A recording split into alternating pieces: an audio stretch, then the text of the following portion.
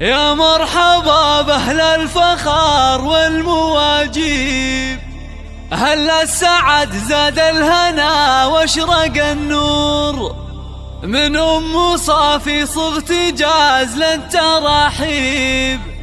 بضيوفنا ترحيب والكل مسرور، بضيوفنا ترحيب والكل مسرور.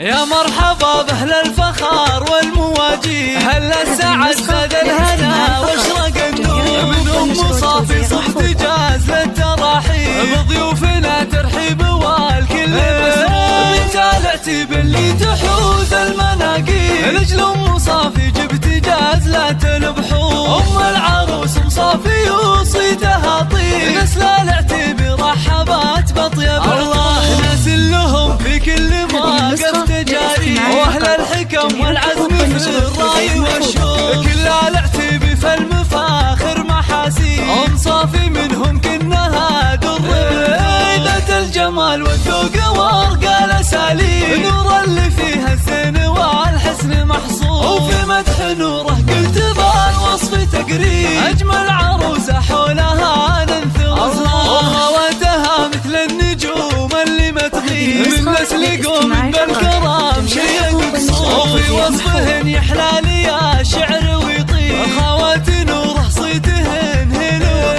الله، هي اللي منك كل المطالب، تجعل ليالي نورها افراح وعطور. يا مرحبا باهل الفخار والمواجيب، اهل السعد زاد الهنا واشرق النور، من ام صافي صحت جاز للتراحيب، بضيوفنا ترحيب والكل مسرور.